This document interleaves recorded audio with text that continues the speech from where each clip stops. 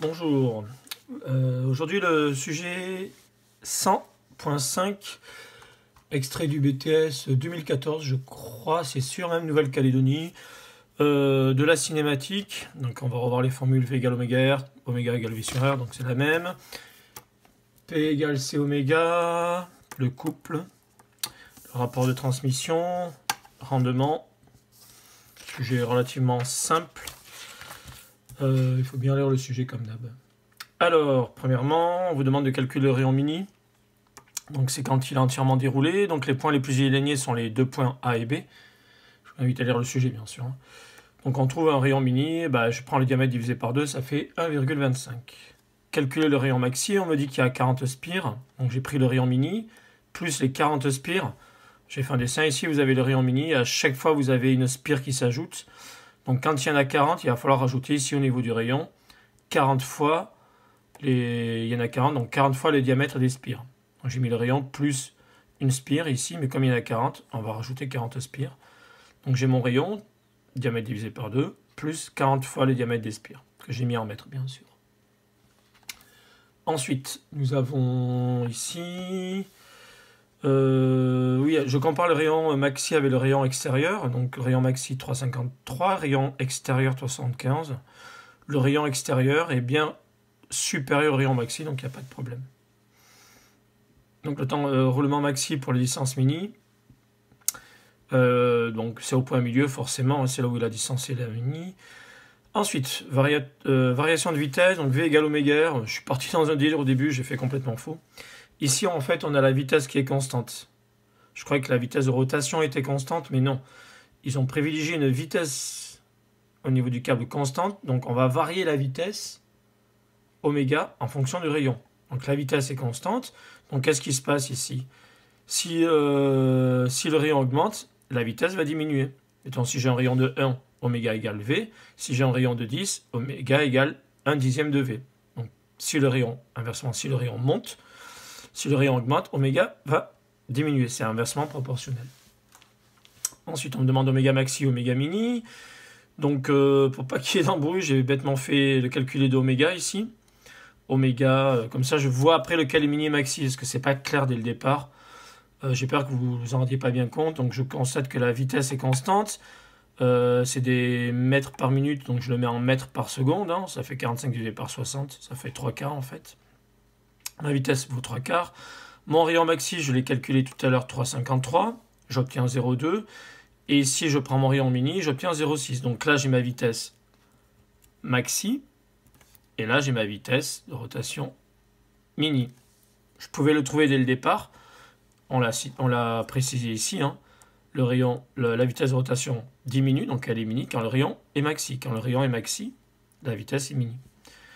J'ai préféré m'assurer. La suite, partie 2, donc on me demande la masse du câble, c'est la masse linéaire fois la longueur, j'ai une masse par mètre fois la longueur, donc j'ai 8 kg par mètre fois 600 mètres. J'ai fait ce calcul là au départ, mais en fait on me demande la masse suspendue, alors que moi j'étais parti sur la masse totale du câble. La masse suspendue, c'est la masse linéaire du câble fois la hauteur. La masse linéaire du câble, 8 mètres 0,2. La hauteur, 21,5, ça me fait un poids de 172,43 kg. Puissance du tambour, je rappelle la formule, P égale C oméga ou P égale F fois V. J'ai en tête les deux formules. Je regarde laquelle j'utilise. J'ai une force que je viens de calculer ici, que je vais calculer via le poids qui est là, fois la vitesse. Je rappelle que la force est en newton, donc je vais faire la masse fois la gravité. Je le mets ici si vous voulez. La force est égale à la masse fois la gravité. Je l'ai mis ici en fait, la masse fois la gravité. 172 fois 9,81 multiplié par 45 divisé par 60, c'est la vitesse qu'on avait tout à l'heure, égale 1265 watts. Ensuite, P égale C oméga ou FV, comme vous voulez. V est constante, M est constant. Alors, la puissance est constante en fait. Si j'ai la vitesse qui est constante, la masse à soulever est toujours la même, donc la force est toujours la même, ma puissance sera constante. Ici, donc je rappelle l'expression, le couple, c'est la force fois la distance, la force F égale mg. Et la distance ici, c'est R. Je rappelle qu'il faut que la force soit perpendiculaire à la distance. Et on a bien le rayon qui est perpendiculaire à la force ici. Donc le couple est égal à mg fois R. Le couple mg fois R, donc le couple augmente quand R augmente. Hein. Ça, c'est une constante. Mg est une constante. Donc le couple, il varie en fonction de R. Si R est petit, le couple est petit. Si R est grand, ben, le couple est grand. Je l'ai mis ici. M est une constante. G est une constante. R varie. Donc le couple va varier en fonction de R. Ensuite, du coup, mon couple tambour maxi, mon couple mini, il sera maxi quand le rayon sera maxi, il sera mini quand le rayon sera mini. J'ai trouvé 5956 et ici 2114. Je rappelle que le rayon mini c'est 1,25 et le rayon maxi c'est 3,53, on les a trouvés précédemment. B1,1. Alors attendez, parce que B1,1, je me souviens plus exactement de la question. B1,1. Déterminant le tour, les vitesses extrêmement de rotation du moteur. Donc je rappelle que le rapport de transmission, c'est vitesse de sortie sur vitesse d'entrée. On me le donne. 1 174e. Vitesse de sortie, c'est la vitesse du tambour. Vitesse d'entrée, c'est la vitesse du moteur. Donc j'aurai la vitesse du moteur maxi quand j'aurai la vitesse du tambour maxi. En fait, j'ai marqué fois 174 là. J'extrais la vitesse du moteur. En fait, ça revient au même. Divisé par 1 sur 174, ça revient à multiplier par 174 en fait. C'est le même. C'est pas très clair du coup mon calcul là. J'ai trouvé 992 et ici j'ai trouvé 348. Ensuite, question B1.2, quelle sera la puissance délivrée par chacun des moteurs? Donc j'ai refait le synoptique ici parce que j'avais pas très bien en tête tout ça. J'ai 3 moteurs, j'ai le réducteur, j'ai le tambour. Je sais que le rendement c'est puissance sortie sur puissance entrée. Puissance de sortie c'est la puissance du tambour. Puissance d'entrée c'est la puissance du moteur. Donc la puissance du moteur, je mets ça ici, je mets ça de l'autre côté de l'égalité et le rendement il passe ici. Puissance du moteur égale puissance du tambour divisé par le rendement. Puissance du tambour 2000, le rendement 0,95. J'ai divisé par 3 ici. J'ai multiplié par intérieur, ça revient au même. J'ai divisé par 3 parce qu'il y a 3 moteurs. J'obtiens une puissance de 700 watts. Ensuite, on me demande, je rappelle la formule, P égale C oméga. Pourquoi j'utilise cette formule-là? Parce que je cherche le couple. Voici le couple. Je cherche le couple, donc c'est la puissance divisée par oméga. Couple moteur, puissance divisée par oméga, donc oméga mini. 702 divisé par, je prends ma vitesse de rotation, 2πn sur 60. Je trouve 19,5.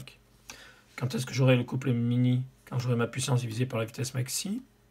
Ma vitesse est de 992, je la mets en radians par seconde, j'obtiens 6,8. Ici, je rappelle quelque chose, la même puissance égale C oméga, c'est égal P sur oméga. Donc on le voit ici, si oméga baisse ici, le couple va monter. Si oméga vaut 1, mettons, le couple sera égal à la puissance. Et si oméga augmente, s'il vaut 10, le couple il vaudra un dixième de la puissance, donc le couple diminue. C'est inversement proportionnel là aussi. On me demandait de compléter un tableau, hein, j'ai oublié de le dire. Voilà le tableau, hein, ça c'est par rapport à la question.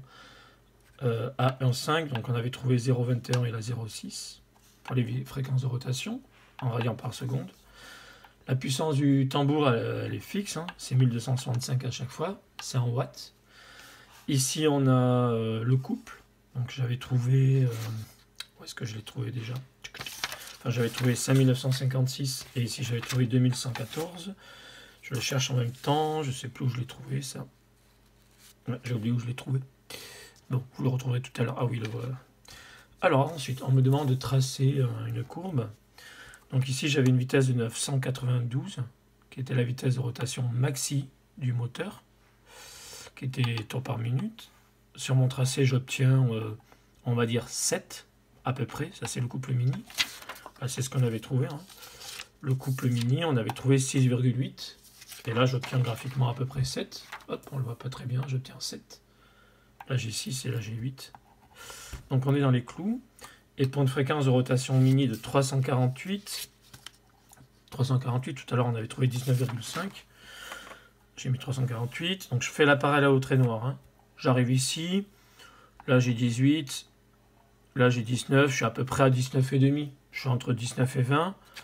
Ça tombe bien, c'est ce qu'on avait trouvé tout à l'heure. On avait trouvé 19,5. Attendez, je vais encadrer parce que c'est pas très clair. On avait trouvé ici 19,5 pour le couple maxi. Et pour le couple mini, on avait trouvé 6,8. Je retrouve mes valeurs ici sur le courbe. Ici, on a 7 à peu près. Nous, on avait trouvé 6,8, donc on est bon. Là, 19,5, on avait trouvé 19,5, on est bon aussi. Voilà, exercice relativement simple. Il ne fallait pas se mélanger quand même et bien lire les questions, comme d'habitude. Bon courage.